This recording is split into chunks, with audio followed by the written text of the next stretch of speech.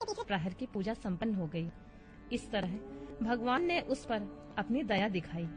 पत्तों के गिरने आदि का शब्द सुनकर उस मृग ने व्याध की ओर देखा और पूछा, क्या करते हो? व्याध ने उत्तर दिया, मैं अपने कुटुंब को भोजन देने के लिए तुम्हारा वध करूंगा। व्याध की यह बात सुनकर हिरण के मन में बड़ा हर्ष हुआ और तुरंत ही व्याध से इस प्रकार बोला, मैं धन्य हूँ, मेरा हष्ट-पुष्ट होना सफल हो गया, क्योंकि मेरे शरीर से आप लोगों को जो तृप्ति होगी, जिसका शरीर परोपकार के काम नहीं आता, उसका यह सब कुछ व्यर्थ चला गया। जो सामर्थ्य रहते हुए भी किसी का उपकार नहीं करता, उसके वह सामर्थ्य व्यर्थ चली जाती है तथा वह परलोक पर नरकगामी होता है। परंतु एक बार मुझे जाने दो, मैं अपने बालकों को उनकी माता के हाथ में सौंपकर उन सबको धीरज बंधाकर यहाँ लौट आऊंगा। ऐसा कहने पर व्याध मन ही मन बड़ा विस्मित हुआ। उसका हृदय कुछ शुद्ध हो गया था और उसके सारे पाप उन्हें नष्ट हो चुके थे। उसने इस प्रकार कहा। व्याध बोला, जो जो यहाँ आए वे सब तुम्हारी ही तरह बातें बनाकर चले गए, परंतु वे वंचक अभी तक यहाँ नहीं लौटे हैं। मृग, तुम भी इस समय संकट में हो, इसलिए झूठ बोलकर चले जाओगे, फिर आज मेरा जीवन निर्वाह कैसे होगा? मृग बोला, व्याध, मैं जो कुछ कहता हूँ उसे सुनो, मुझ में असत्य नहीं है। सारा चराचर ब्रह्मांड सत्य से ही तो टिका हुआ है। जिसकी वाणी झूठी होती है, उसका पुण्य उसी क्षण नष्ट हो जाता है। तथापि भील, तुम मेरी सच्ची प्रतिज्ञा सुनो। संध्या काल में मैथुन तथा शिवरात्रि के दिन भोजन करने से जो पाप लगता है, झूठी गवाही देने से, धरोहर को हड़प लेने से तथा संध्या न करने से दुष्ट को जो पाप होता है, वही पाप मुझे भी लगे यदि मैं लौटकर ना आऊं। जिसके मुख से कभी शिव का नाम नहीं निकलता, जो सामर्थ्य रहते हुए भी दूसरों का उपकार नहीं करता, पर्व के दिन श्रीफल तोड़ता, अवक्ष भक्षण करता तथा शिव की पूजा किए बिना और भस्म लगाए बिना भोजन कर लेता है, इन सब का पातक मुझे लगे यदि मैं लौटकर ना आऊं। सूत जी कहते हैं, उसकी बात सुनकर व्याध ने कहा, जाओ शीघ्र लौटना। व्याध के ऐसा कहने पर मृग पानी पीकर चला गया। वे सब अपने आश्रम पर मिले। तीनों ही प्रतिज्ञाबद्ध हो चुके थे। आपस में एक दूसरे के वृतांत को भली भांति सुनकर सत्य के पाश से बंधे हुए उन सब ने यही निश्चय किया कि यहाँ अवश्य जाना चाहिए। इस निश्चय के बाद वहाँ बालकों को आश्वासन देकर वे सब के सब जाने के लिए उत्सुक हो गए। उस समय जेठी मृगी ने वहाँ अपने स्वामी से कहा, स्वामिन, आपके बिना यहाँ बालक कैसे रहेंगे? प्रभु, मैंने ही वहाँ पहले जाकर प्रतिज्ञा की है, इसलिए केवल मुझे ही जाना चाहिए। आप दोनों यहीं रहें। उसकी यह बात सुनकर छोटी मृगी बोली, बहन, मैं तुम्हारी सेविका हूँ, इसलिए आज मैं ही व्याध के पास जाती हूँ, तुम यहीं रहो। यह बात सुनकर मृग बोला, मैं ही वहाँ जाता हूँ, तुम दोनों यहाँ रहो, क्योंकि शिशुओं की रक्षा माता से ही होती है।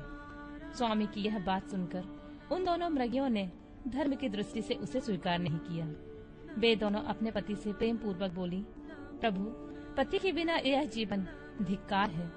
तब उन्होंने सब अपने बच्चों को सांत्वना देकर उन्हें पड़ोसियों के हाथ में सौंप दिया और स्वयं शीघ्र ही उस स्थान को प्रस्थान किया जहाँ वह व्याध शिरोमणि उनकी प्रतीक्षा में बैठा था। उन्हें जाते देख उनके वे सब बच्चे भी पीछे पीछे चले आए। उन्होंने यह निश्चय कर लिया था कि इनके माता पिता की जो गति होगी वह हमारी भी होगी। उन सबको एक साथ आया देखकर व्याध को बड़ा हर्ष हुआ। उसने धनुष पर बाण रखा। उस समय पुनः जल और बिल्व पत्र शिव के ऊपर गिरे। उससे शिव के चौथे प्रहर की शुभ पूजा संपन्न हो गई। उस समय व्याध का सारा पाप तत्काल भस्म हो गया। इतने में ही दोनों मृगियों और मृग बोल उठे, व्याध शिरोमणि, शीघ्र कृपा करके हमारे शरीर को सार्थक करो। उनकी यह बात सुनकर व्याध को बड़ा विस्मय हुआ। शिव पूजा के प्रभाव से उसको दुर्लभ ज्ञान प्राप्त हो गया। उसने सोचा, ये मृग ज्ञानहीन पशु होने पर भी धन्य है, सर्वथा आदरणीय है, क्योंकि अपने शरीर से ही परोपकार में लगे हुए हैं। मैंने इस समय मनुष्य जन्म पाकर भी किस पुरुषार्थ का साधन किया है? दूसरे के शरीर को पीड़ा देकर अपने शरीर को पोसा है। प्रतिदिन अनेक प्रकार के पाप करके अपने कुटुंब का पालन किया है। हाय, ऐसे पाप करके मेरी क्या गति होगी, अथवा मैं किस गति को प्राप्त होऊंगा? मैंने जन्म से लेकर अब तक जो पातक किया है, उसका इस समय मुझे स्मरण हो रहा है। मेरे जीवन को धिक्कार है, धिक्कार है। इस प्रकार ज्ञान संपन्न होकर व्याध ने जब अपने बाण को रोक लिया और कहा, श्रेष्ठ मृगो, तुम जाओ, तुम्हारा जीवन धन्य है। व्याध के ऐसा कहने पर भगवान शंकर तत्काल प्रसन्न हो गए और उन्होंने व्याध को अपने सम्मानित एवं पूजित स्वरूप का दर्शन कराया तथा कृपा पूर्वक उसके शरीर का स्पर्श करके उससे प्रेम से कहा, भील, मैं तुम्हारे व्रत से प्रसन्न हूँ, वर मांगो। व्याध भी भगवान शिव के उस रूप को देखकर तत्काल जीवन मुक्त हो गया और मैंने सब कुछ पा लिया है, यूँ कहता हुआ उनके चरणों के आगे गिर पड़ा। उसके इस भाव को देखकर भगवान शिव मन ही मन प्रसन्न हुए और उसे गुह नाम देकर कृपा दृष्टि से देखते हुए उसे दिव्य वर दिए। शिव बोले, व्याध, सुनो, आज से तुम श्रगवेरपुर में उत्तम राजधानी का आश्रय ले दिव्य भोगों का उपभोग करो। तुम्हारे वंश की वृद्धि निर्विघ्न रूप से होती रहेगी। देवता भी तुम्हारी प्रशंसा करेंगे। व्याध, मेरे भक्तों पर स्नेह रखने वाले भगवान श्री राम एक दिन निश्चय ही तुम्हारे घर पधारेंगे और तुम्हारे साथ मित्रता करेंगे।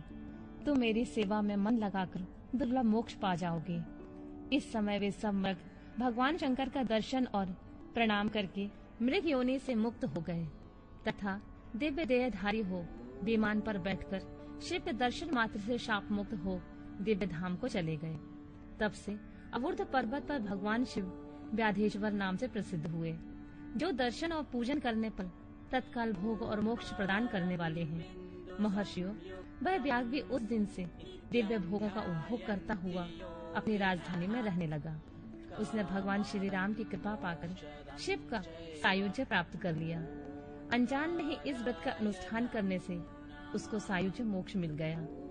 फिर जो भक्ति भाव से संपन्न होकर इस व्रत को करते हैं, वे शिव का शुभ सायुज्य प्राप्त कर लें।